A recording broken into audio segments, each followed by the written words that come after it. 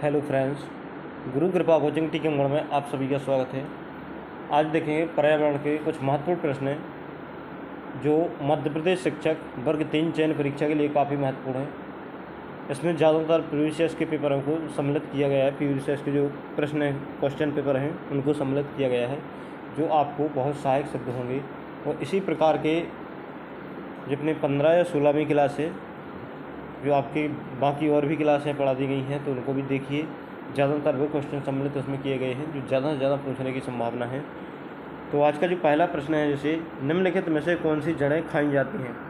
तो जड़ें कौन सी खाई जाती हैं, तो गाजर, मूली, शकरकंद की जड़ें खाई जाती हैं। नेक्स्ट जो प्रश्न है, जैसे अपना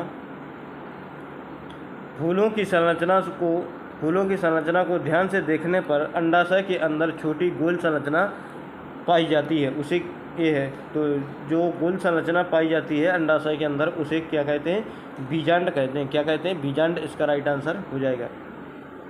नेक्स्ट जो प्रश्न है, जैसे पत्तियों पर सिराओं द्वारा बनाए गए डिजाइन को किस नाम से जाना जाता है। तो पत्तियों पर सिराओं द्वारा बनाए गए डिजाइन को किस सिरा विन्यास के नाम से जाना जाता है? किसके नाम से? सिरा विन्यास के नाम से जाना जाता है। नेक्स्ट जो प्रश्न है, जैसे पत्तियों द्वारा बनाया गया भोजन पौधों में किस रूप में संचित होता है। तो इसका जो राइट आंसर हो जाएगा, ग्लूकोज और शर्करा के रूप में संचित होता है। नेक्स्ट जो प्रश्न है, जैसे वृक्षों के तने या शाखाओं में से निकली हुई विशेष जड़ें किस नाम से जानी जाती हैं। तो इसका जो राइट आंसर हो जाएगा, अवस्तंभ जड़ के नाम से जाना जाता है। क्या? अवस्तंभ जड़ इसका राइट आंसर हो जाएगा। नेक्स्ट जो प्रश्न है, जैसे किसी जगह के फ्लोरा और फौना सूचित करते हैं। तो किसी जगह के जगत होना चाहिए यहाँ पर।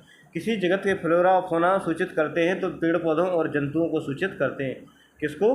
पेड़ पौधे और जंतु, इसका राइट आंसर हो जाएगा। नेक्स्ट जो प्रश्न है, जैसे निम्नलिखित में से किससे क्विनोन नामक दवा प्राप्त होती है। तो जो क्विनोन नामक दवा किससे प्राप्त होती है? सिनकोना प्लांट से प्राप्त होती है। किससे? सिनकोना प्लांट, इसका राइट आंसर हो जाएगा। नेक्स्ट जो प्रश्न है, जैसे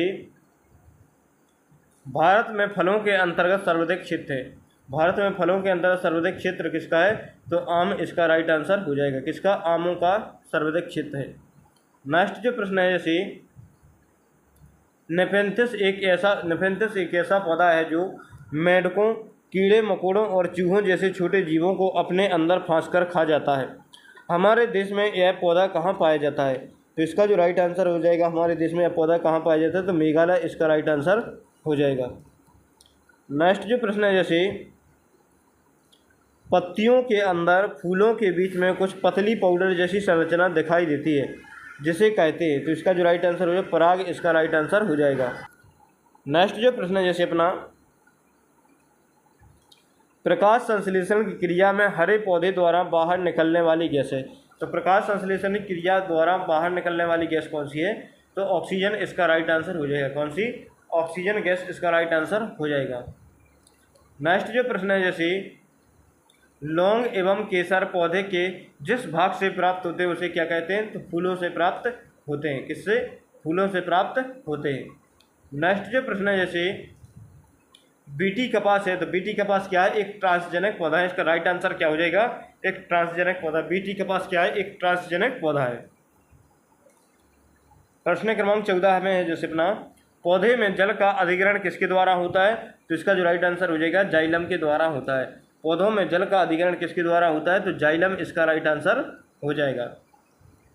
15वां प्रश्न है, जैसे चरने वाले पशु वनस्पति को कैसे बदलते हैं। चरने वाले पशु वनस्पति को कैसे बदलते हैं?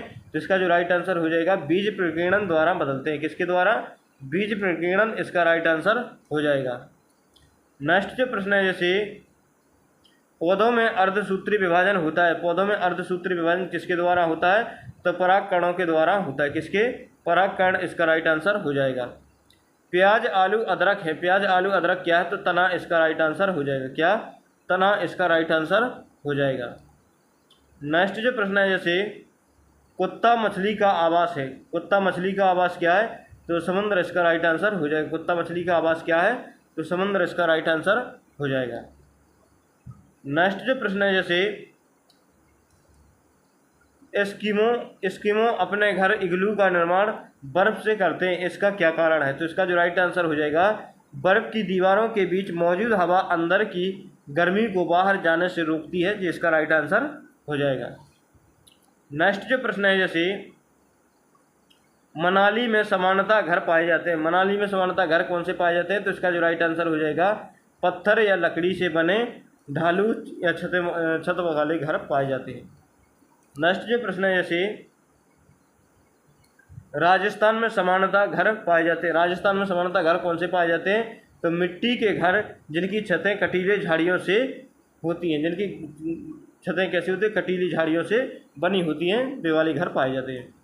नेक्स्ट जो प्रश्न है, जैसे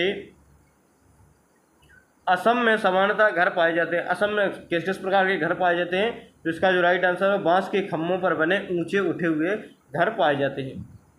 नेक्स्ट जो प्रश्न है, जैसे लद्दाख में समानता घर पाए जाते हैं, तो लद्दाख में किस प्रकार के घर पाए जाते हैं? तो पत्थर के बने घर जिसके फर्श व छतें लकड़ी की बनी होती हैं, फर्श व छतें किसकी बनी होती हैं? लकड़ी की बनी होती हैं। नेक्स्ट जो प्रश्न है, जैसे मरुस्थल में रहने वाले जंतु दिन में अधिक तापमान से बचने के लिए क्या करते हैं? तो इसका जो राइट आंसर हो जाए, भूमि के नीचे रहते हैं। कहाँ पर? भूमि के नीचे रहते हैं। नेक्स्ट जो प्रश्न है, जैसे हमारे आस पड़ोस के तालाबों में स्थित पौधों की संरचना है, तो इसका जो राइट आंसर हो जाएगा, उनका तना लंबा, खोखला एवं हल्का होता है। सबसे ऊंचे पेड़ पर उनका हमारे आसपास में, यहाँ पर क्वेश्चन मिस्टेक है, यहाँ पर हमारे आसपास में के तालाबों में स्थित पौधों की संरचना कैसी है? तो उनका तना कैसा? लंबा होता है, खोखला होता है और हल्का होता है। ये वाला नीचे वाला नहीं है, जो घोंसला वाला नहीं है। तो आज के लिए बस इतना ही, मिलते हैं नेक्स्ट वीडियो में। तब तक के लिए जय हिंद, वंदे मातरम। इसी प्रकार के इंटरेस्टिंग कम समय में आपको ज़्यादा से ज़्यादा क्वेश्चन देखने के लिए इस चैनल को जरूर सब्सक्राइब करें और जुड़े रहिए हमारे साथ अंत तक। तो मिलते हैं नेक्स्ट वीडियो में। तब तक के लिए जय हिंद, वंदे मातरम।